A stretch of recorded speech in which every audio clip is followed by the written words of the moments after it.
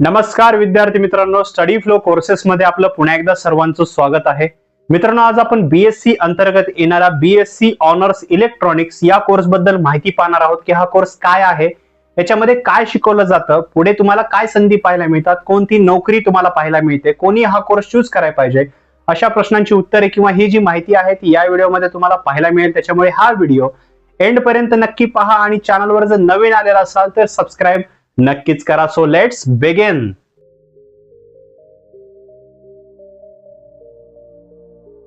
तर सर्वप्रथम पाहूया की हा कोर्स काय आहे. तर मित्रांनो, याच्यामध्ये जे आहे जे फंडामेंटल्स ऑफ अॅनालॉग्स, तसेच कम्युनिकेशन, ज्या कम्युनिकेशन टेक्नॉलॉजी असते, तसेच इलेक्ट्रॉनिक्स, तसेच जे इंडस्ट्री असतात इलेक्ट्रॉनिक्स रिलेटेड, या गोष्टींचा अभ्यास किंवा या गोष्टीमध्ये कसं प्रोडक्शन केलं जातं, काय असतं, याच्यामध्ये त्रुटी कशा दूर केल्या जाऊ शकतात किंवा त्याला कसं इम्प्रूव्ह केलं जाऊ शकतं, म्हणजे सर्व गोष्टी ज्या आहेत त्या इलेक्ट्रॉनिक्सशी संबंधित आहेत. त्याचबरोबर हा ऑनर्स मधला येणारा कोर्स आहे. थोडा तुम्हाला इंजिनिअरिंग सारखा वाटू शकतो, त्याच प्रकारे याच्यामध्ये शिकवला जातो, पण या बीएससी मध्ये येणारा कोर्स आहे तर सर्व गोष्टी इलेक्ट्रॉनिक्सशी संबंधित आहेत. तुम्ही ज्यावेळेस याचा सिलेबस पाहाल, ज्यावेळेस याच्या जॉब्स पाहाल, तर तुम्हाला समजेल की हा कोर्स नेमका कशा प्रकारे आहे किंवा काय आहे. तर या कोर्सचं एम आहे जे फंडामेंटल्स असतात इलेक्ट्रॉनिक्सचे, मग इलेक्ट्रोमॅग्नेटिझम असेल, कम्युनिकेशन असेल, या गोष्टींचा अभ्यास करणे किंवा अभ्यासने. मित्रांनो, ह्या कोर्सचा कालावधी तुम्हाला 3 वर्षाचा पाहायला मिळतो आणि हा एक रेग्युलर बेसिस मध्ये अवेलेबल असलेला कोर्स आहे.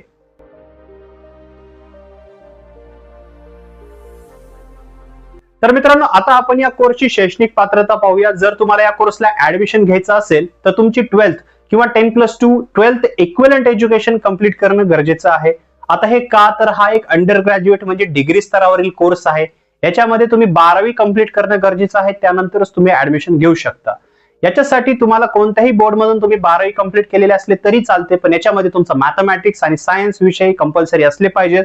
तसेच तुम्हाला मिनिमम 50% मार्क्स असणं गरजेचं आहे 12th मध्ये. 50 पेक्षा कमी असतील, जर तुम्ही एससी, एसटी, ओबीसी या प्रवर्गातून येत असाल तर तुम्हाला अतिरिक्त सूट दिली जाऊ शकते. आता याची ऍडमिशन प्रोसेस आपण कशा प्रकारे असते काय ते आपण फर्दर पाहणार आहोत, पण याच्यासाठी शैक्षणिक पात्रता एवढीच आहे की तुम्ही फक्त 12th pass out with minimum 50% marks असला पाहिजेत.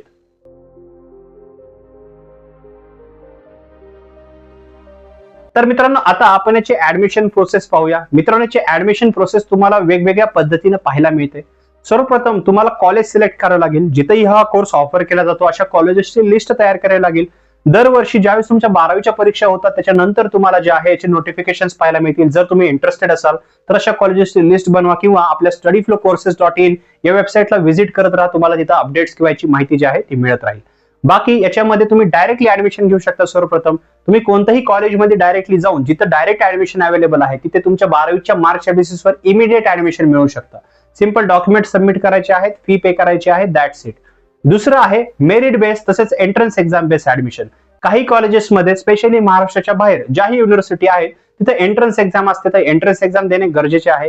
काही कॉलेजेसमध्ये तुमचे सीईटीचे मार्क्स पाहिले जातात, तर ते सुद्धा परीक्षा देणे गरजेचं आहे. तर ज्याही कॉलेजमध्ये तुम्ही ऍडमिशन घेणार आहात तिथं कोणती एंट्रन्स एक्झाम घेतली जाते किंवा वेगळ्या जे एंट्रन्स एक्झाम असतात कोणत्या एंट्रन्स एक्झामचे मार्क पाहिले जातात किंवा डायरेक्ट ऍडमिशन दिले जाते का, हे तुम्हाला पाहायचे आहे. पण तुम्हाला अशा प्रकारचे ऍडमिशन तसेच कॅप राऊंड ऍडमिशन सुद्धा ही पद्धत सुद्धा तुम्हाला पाहायला मिळते. तुम्ही कॅप राऊंड थ्रू सुद्धा या कॉलेजमध्ये जिथेही हा कोर्स ऑफर केला जातो तिथे ऍडमिशन मिळवू शकता.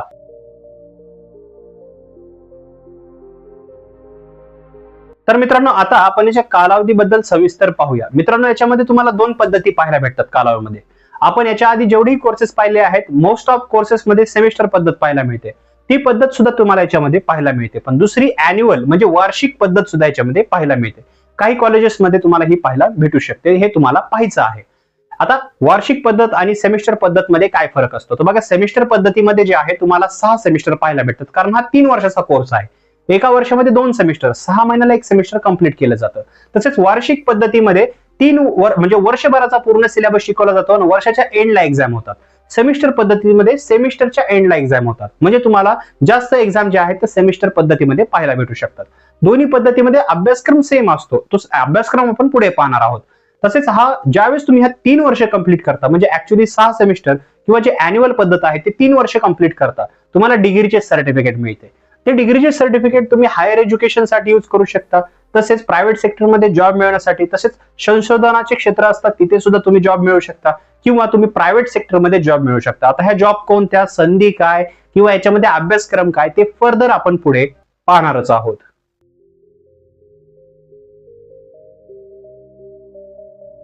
तर मित्रांनो, आता आपण याच्या कॉलेजेस बद्दल पाहूया. याचे कॉलेजेस तुम्हाला ऑल ओव्हर महाराष्ट्रामध्ये पाहायला मिळतात. याचे कॉलेजेस तुम्हाला नागपूरमध्ये जसं institute of science Nagpur college आहे, तसं हिस्लॉप कॉलेज नागपूरमध्ये पाहायला मिळतं.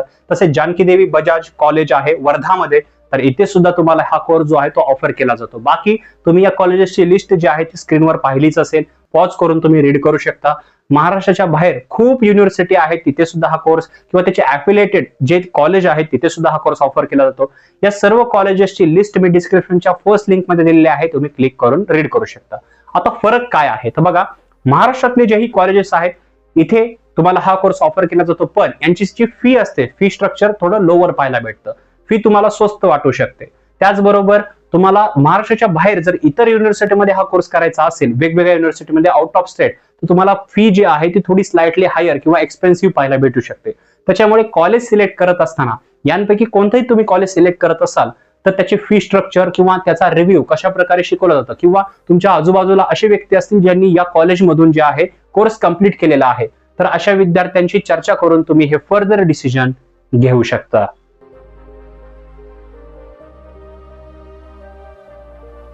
तर मित्रांनो, आता आपण या कोर्सचा सिलेबस पाहणार आहोत. सिलेबस पाहिल्यानंतर तुम्हाला क्लिअरच मिळेल की तुम्हाला 3 वर्षामध्ये कोणत्या विषयांचा अभ्यास करावा लागणार आहे किंवा तुमच्याकडून करून घेतला जाणार आहे. तर जसं तुम्ही स्क्रीनवर पाहू शकता, यामध्ये तुम्हाला applied quantum mechanics, signals and systems, engineering materials, semiconductor devices, network analysis, mathematics allied paper, digital electronics, data structure, तसेच electronics practicals, digital communication, electronic instrumentation, wave propagation and antenna, engineering mathematics अशा विषयांचा तुम्हाला याच्यामध्ये समावेश पाहायला मिळतो. आता हे विषय जे मी सांगितलेले आहेत ते खूप थोडे आहेत. जर तुम्हाला डिटेलमध्ये विषय रीड करायचे आहेत तर आत्ताच तुम्ही व्हिडिओला पॉज करून विषय रीड करू शकता. अदरवाईज डिस्क्रिप्शनच्या लिंकमध्ये याचे मुख्य विषय मी प्रोव्हाइड केलेले आहेत, तिथून सुद्धा तुम्ही रीड करू शकता. ज्यावेळेस आपण या विषयांवर फोकस करतो याच्यामध्ये आपल्याला सेमी कंडक्टर, तसेच इलेक्ट्रोमॅग्नेटिझम, इलेक्ट्रॉनिक्स बद्दलचे विषय पाहायला मिळतात.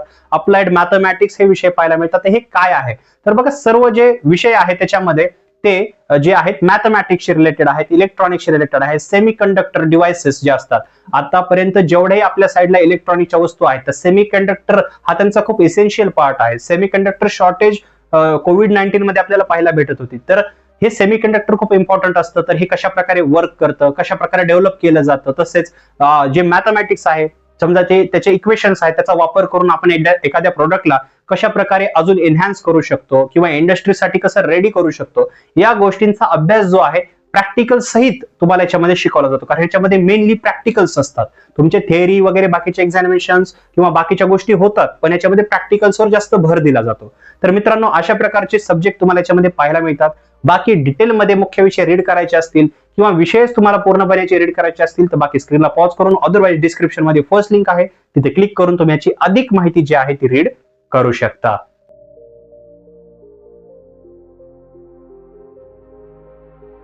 तर मित्रांनो, आता पाहूया की हा कोर्स केल्यानंतर आपल्याला पुढील संधी काय पाहायला मिळतात. तर याच्यामध्ये तुम्हाला वेगवेगळ्या संधी पाहायला मिळतात. जसं की सर्वप्रथम हायर एज्युकेशन हा बीएससी अंतर्गत येणारा कोर्स आहे. पुढे तुम्ही एमएससी करू शकता, एमसीए करू शकता, एमबीए सुद्धा करू शकता. तसेच तुम्ही वेगवेगळे संशोधन केंद्र असतात जिथं सेमीकंडक्टर बनतात किंवा जिथं इलेक्ट्रॉनिक्स रिलेटेड इक्विपमेंट्स तयार होतात, तर अशा ठिकाणी तुम्ही जॉब सुद्धा मिळू शकता. मग तो कॉन्ट्रॅक्च्युअल बेसिसवर असेल किंवा परमनंट गव्हर्नमेंटच्या सेक्टरमध्ये परमनंट जॉब असेल, तर ते आपण पुढे पाहूया.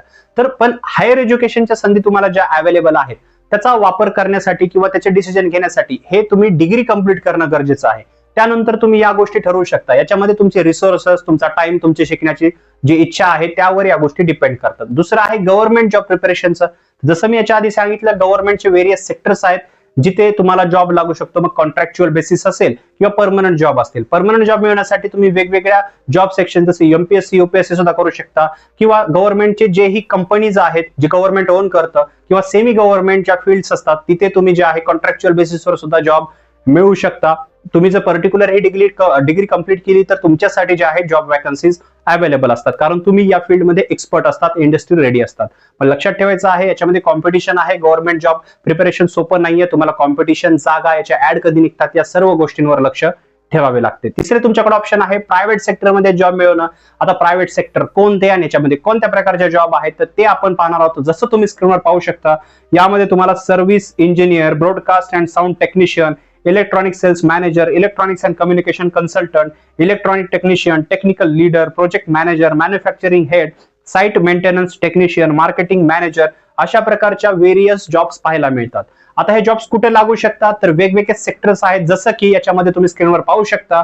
Aerospace centre, civil aviation department, consumer electronics and communication equipment manufacturing units, defence electronics, defence services, design testing and production, educational institute and research establishments, entertainment industry, healthcare equipment, manufacturing industry, Indian Railways, inspection and quality control. तर हे sectors आहेत. तर या ठिकाणी तुम्हाला job पाहायला मिळतात. आता यांची ऍव्हरेज सॅलरी जर पाहिली तर याच्यामध्ये कोणताही जॉब जर पाहिला त्याची ऍव्हरेज सॅलरी 7 to 8 लाख पण पाहायला भेटते. पण ज्या वेगवेगळ्या पोझिशन्स आहेत तिथं 10 लाख 12 लाख पर ॲनम सुद्धा पाहायला मिळते. प्रायव्हेट सेक्टरमध्ये हे जे पॅकेज असतं ते 15 लाख 20 लाख पण जाऊ शकतं.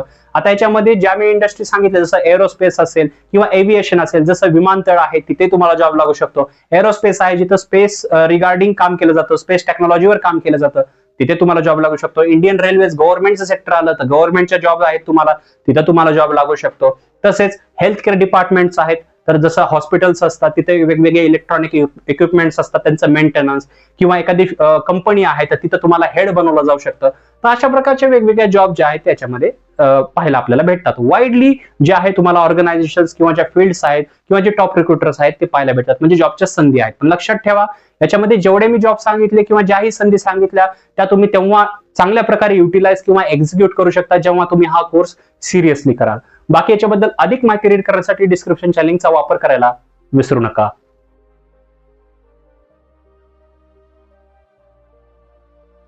तर मित्रांनो, आता पाहूया की हा कोर्स का आणि कोणी निवडावा. सर्वप्रथम ज्या विद्यार्थ्यांना मी आता सांगितलेला सिलेबस असेल किंवा जॉब असेल किंवा याचे विषय असतील, कोणत्याही गोष्टीमध्ये इंटरेस्ट असेल, तुम्हाला बीएससी मध्ये इलेक्ट्रॉनिक सारखा सब्जेक्ट निवडायचा असेल, तुम्हाला या क्षेत्रामध्ये आवड असेल तर नक्की हा कोर्स तुमच्यासाठी डिझाईन केला गेलेला आहे. ज्या विद्यार्थ्यांना याच्यामध्ये बिलकुलही इंटरेस्ट नाहीये, इलेक्ट्रॉनिक्स डिपार्टमेंट त्याच्यामध्ये तुम्हाला करिअर करायचं नाहीये, त्या स्ट्रीम मध्ये तुम्हाला करिअर करायचं नाहीये, पण तुमच्यासाठी वेगळ्या बीएससी मध्येच करिअर करायचं आहे, तर बीएससी मध्ये वेगवेगळे जे स्ट्रीम्स आहेत तिथे तुम्ही जाऊ शकता. त्याची प्लेलिस्ट आपली चेकआउट करू शकता किंवा आपल्या studyflowcourses.in वर तुम्ही जाऊन याच्याबद्दल अधिक माहिती जाणून घेऊ शकता. बाकी विद्यार्थ्यांनी काय लक्षात ठेवायचं आहे, चांगलं कॉलेज तुम्ही सिलेक्ट करा. चांगलं कॉलेज तुझा तेवढंच मॅटर करतं. ज्यावेळेस तुम्ही डिग्री कंप्लीट करा तर तुमच्याकडे डिग्री असेल पण त्याला पीस ऑफ पेपर ट्रीट केलं जाऊ शकतं. त्यासाठी चांगलं कॉलेज तुम्ही सिलेक्ट केलं, कारण हा याच्यामध्ये प्रॅक्टिकल्सवर जास्त भर आहे. तुम्ही जास्तीत जास्त प्रॅक्टिकल्सवर भर दिला तर तुम्ही इंडस्ट्री रेडी होतात. इंडस्ट्री रेडी म्हणजे जसं तुम्ही डिग्री करून बाहेर पडाल तर तुमच्याकडे स्किल्स असतील, त्या स्किलचा वापर किंवा ते दुसऱ्याला शो करून, कंपनीजला वगैरे दाखवून तुम्ही इमिडिएट जॉब जे आहे ते करू शकता. तुम्हाला इमिडिएटली हायर केलं जाऊ शकतं. साइड बाय साइड तुम्ही वेगवेगळे सर्टिफिकेशन कोर्स करून तुमच्या स्किल्स अजून एनहान्स करू शकता. हे कागद वगैरे या सर्व ज्या गोष्टी असतील, सर्टिफिकेट, डिग्री सर्टिफिकेट्स, हे तुमच्या रिझ्युमे मध्ये हे शो करतील की तुमच्याकडे पर्टिक्युलर स्किल आहे. पण ते तुमच्याकडे असण्यासाठी तुम्हाला चांगलं कॉलेज मधून शिकणे पण तेवढेच गरजेचं आहे. बाकी पॅरेंट्सनी लक्षात ठेवायचं आहे की याच्यामध्ये करिअर सोपं आहे, पण ही डिग्री सर्व्हाइव्ह करणं सुद्धा तेवढंच अवघड आहे. त्याच्यामुळे याच्यामध्ये जे विषय आहेत त्या जर मध्ये तुमच्या पाल्यांना जर इंटरेस्ट असेल तरच तुम्ही याच्यामध्ये टाका. अदरवाईज त्यांचा इंटरेस्ट नुसार त्यांच्यासाठी वेगळे कोर्स तुम्ही चूज करू शकता किंवा वेगळ्या फील्ड्स तुम्ही चूज करू शकता. खूप साऱ्या फील्ड्स आहेत. बाकी या रिगार्डिंग तुमचे काय प्रश्न असतील खाली कॉमेंट सेक्शन मध्ये विचारा. व्हिडिओ आवडला असेल लाईक करा, इतरांबरोबर शेअर करा. तुम्हाला मार्गदर्शन पाहिजे असेल, समजत नाहीये कोणता कोर्स चूज करावा, तर डिस्क्रिप्शन मध्ये इंस्टाग्रामची लिंक आहे, तिथे आमच्याशी तुम्ही चर्चा करू शकता. फ्री ऑफ कॉस्ट आम्ही तिथे अवेलेबल आहोत. तसेच डिस्क्रिप्शन मध्ये जी लिंक दिलेली आहे, फर्स्ट लिंक, तिथे क्लिक करून आपण जिथं माहिती डिस्कस केलेली नाही त्याच्यापेक्षा अधिक माहिती तिथे दिलेली आहे, तर ती तुम्ही रीड करू शकता. बाकी या व्हिडिओमध्ये एवढंच. मी मिळतो तुम्हाला पुढच्या व्हिडिओमध्ये. तर हा व्हिडिओ पाहिल्याबद्दल धन्यवाद.